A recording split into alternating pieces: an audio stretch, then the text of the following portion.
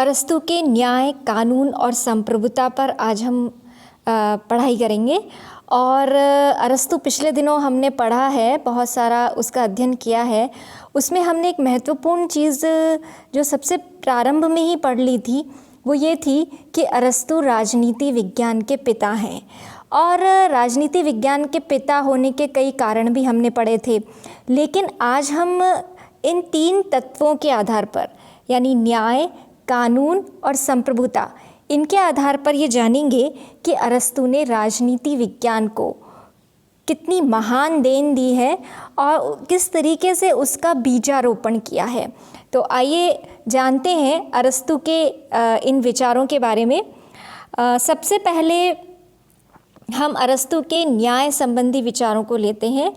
और न्याय संबंधी विचारों के अंदर हमने, जैसा कि अगर अपन तुलना करें प्लेटो की न्याय की अवधारणा, थोड़ी सी अगर हमें याद हो तो प्लेटो ने न्याय का बिल्कुल ही नैतिक अर्थ लिया है और वहाँ पे कोई भी ऐसा राजनीतिक अर्थ नहीं है। क्योंकि अगर आपको ध्यान हो तो प्लेटो ने कहा था कि तीन प्रकार के वर्ग होते हैं और तीनों को अपना अपना निर्धारित कार्य करना होता है और अपने कार्य में श्रेष्ठता हासिल करनी होती है, यही न्याय है। लेकिन अरस्तु ने ऐसा नहीं कहा है।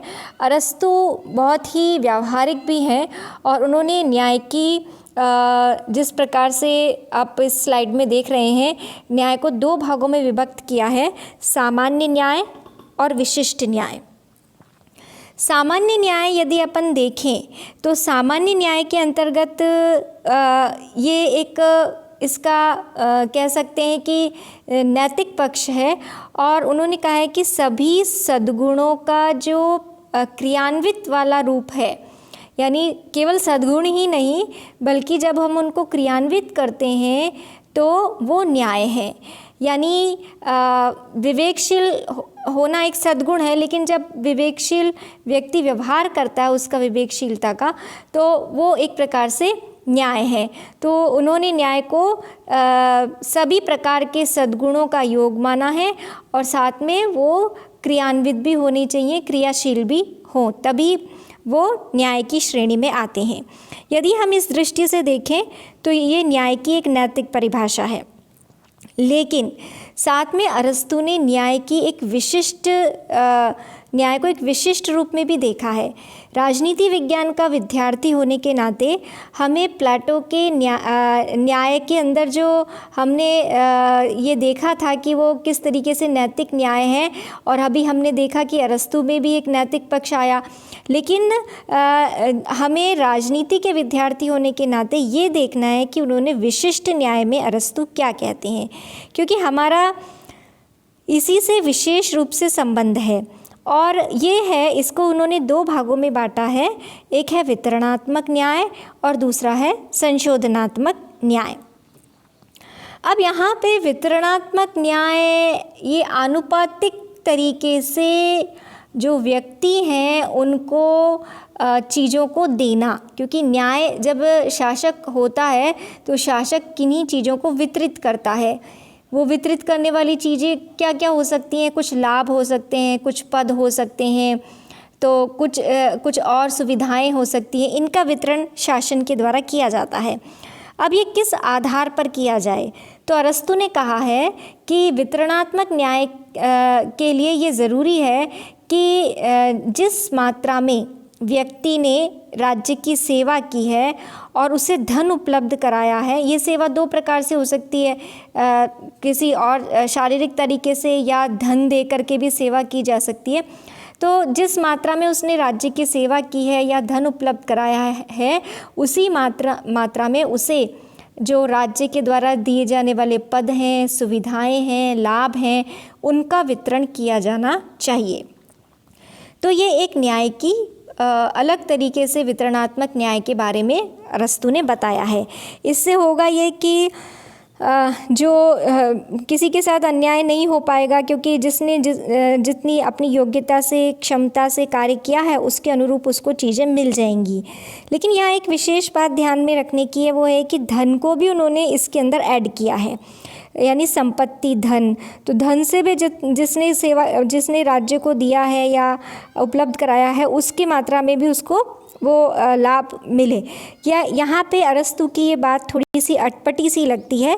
हालांकि अरस्तु ने संपत्ति को बहुत महत्व दिया है, और संपत्ति, जैसा कि प्लेटो ने तो संपत्ति को शासक वर्ग और सैनिक वर्ग के लिए अछूता मान लिया था, लेकिन अरस्तु संपत्ति को बहुत ज़्यादा, और वो भी निजी संपत्ति को महत्व देते हैं।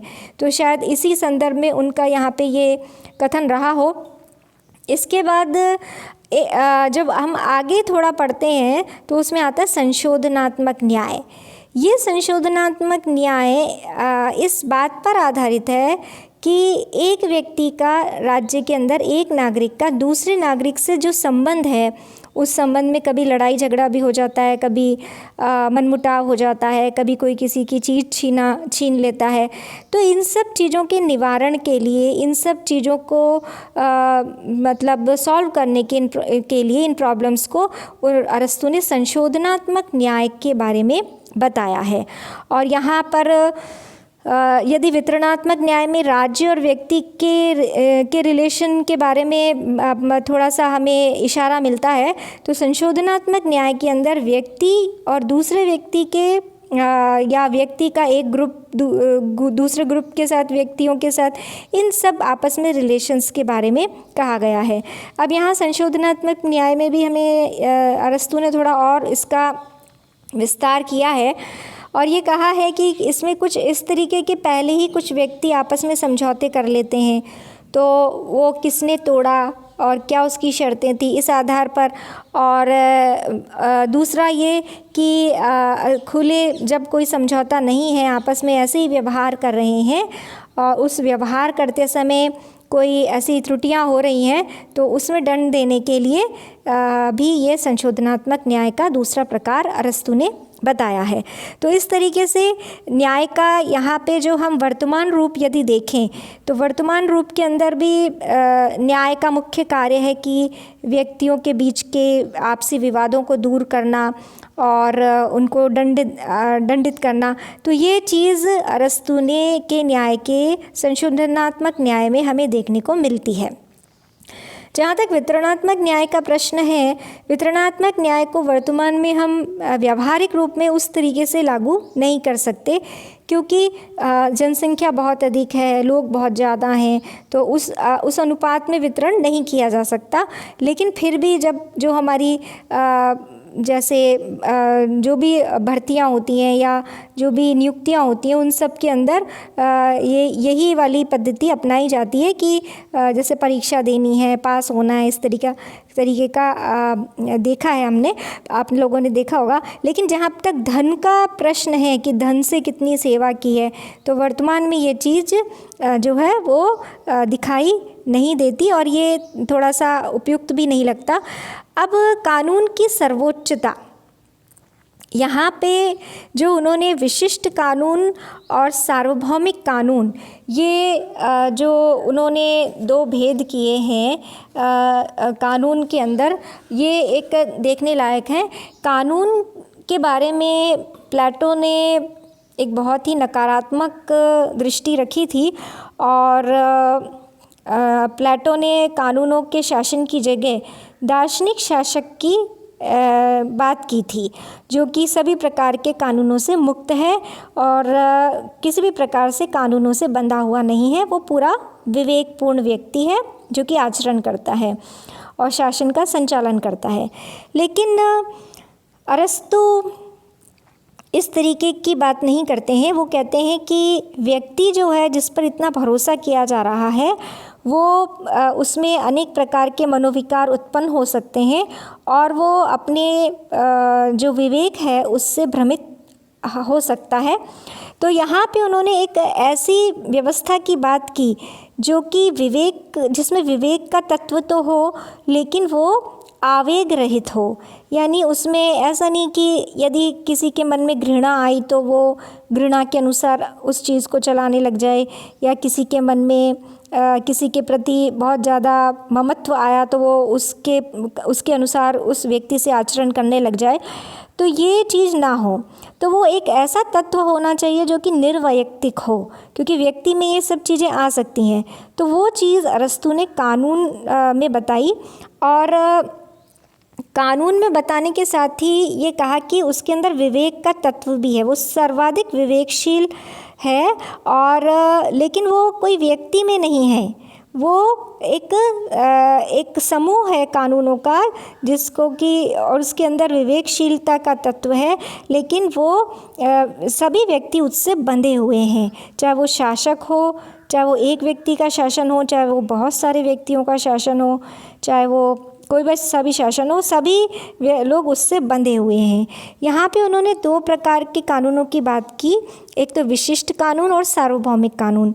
विशिष्ट कानून हर राज्य के अपने अपने अलग अलग हो सकते हैं और उनके अंदर विविधता हो सकती है अपनी अपनी परिस्थितियों के अनुसार, लेकिन जो सार्वभौमिक कानून है वो सभी का एक जैसा होता है, जो कि प्राकृतिक उसमें तत्व आ जाता है, और प्रकृति के जो नियम है, कानून है, उसके अकॉर्डिंग ये संचालित होता है। तो उन्होंने सार्वभौमिक कानून को सभी के लिए एक जैसे रूप में माना, और विशिष्ट कानून के बारे में उन्होंने ये कहा कि राज्य के अपने अपने कानून अलग अलग हो सकते हैं। कानून की सर्वोच्चता जो है अरस्तू का एक महत्वपूर्ण योगदान है, और ये अगर अपन देखें तो कानून की संप्रभुता संबंधी विचारों पर आज राजनीति विज्ञान को एक बहुत महान बीजारोपण अरस्तू ने उस समय किया था, क्योंकि प्लेटो ने रिपब्लिक में कानूनों का निषेध किया है। और वैसे यदि हम देखें तो यदि सुकरात की बात करें तो सुकरात भी बहुत बड़े समर्थक थे कानूनों के, लेकिन उनका वो एक दार्शनिक थे, और उसके बाद जो प्लेटो आए उनके शिष्य, उन्होंने कानूनों का समर्थन नहीं किया, और अरस्तू ने फिर से कानूनों की पुनर्स्थापना की। और आज हम देखें तो हम पूरी यदि हम लोकतंत्र को देखें तो वर्तमान में लोकतंत्र का मुख्य आधार ही कानून का शासन है। कानून के शासन पर आधारित होने के कारण ही, जैसा कि आप जानते हैं, ब्रिटेन में लिखित संविधान नहीं है, लेकिन वहाँ कानून का शासन है, तो वहाँ पे लोकतंत्र बना हुआ है। तो कानून का शासन अपने आप में बहुत विशेष महत्व रखता है, जिसको सर्वप्रथम अरस्तू ने प्रतिपादित किया, और यही कारण है कि हम इन विभिन्न कारणों से उनको राजनीति विज्ञान का पिता कहते हैं। अब इसके अगले चरण में हम एक और बहुत महत्वपूर्ण बिंदु देखेंगे, और वो है संप्रभुता पर अरस्तू के क्या विचार हैं। संप्रभुता सर्वोच्च शक्ति होती है। यदि इसका अर्थ हम देखें तो ये एक सर्वोच्च शक्ति होती है जो आदेश देती है और किसी के आदेश का पालन नहीं करती। वो अपने एरिया में, अपनी जहाँ पे वो होती है, वो उस एरिया में जितने भी लोग होते हैं, जितने भी सदस्य होते हैं, उन सबको वो आदेश देती है, उनको उसके आदेश का पालन करना होता है। तो इस प्रकार की एक सर्वोच्च शक्ति संप्रभुता कहलाती है। अब यहाँ पे अरस्तू ने स्पष्ट रूप से तो इस शब्द का कोई उल्लेख किया नहीं है, लेकिन उन्होंने ये 1-2 बातें कही हैं जिससे ये पता लगता है कि संप्रभुता के तत्व उनकी पॉलिटिक्स में विद्यमान है। एक तो उन्होंने कहा है कि राज्य समुदायों का समुदाय है, सर्वोपरि समुदाय है, उसके अंदर सभी गांव जितने भी हैं और परिवार, उन सब से ऊपर है, वो उन सब से सर्वोच्च है। तो जब वो ये बात करते हैं राज्य की सर्वोच्चता की, तो यहाँ पे एक संप्रभुता का तत्व देखने को हमें मिलता है।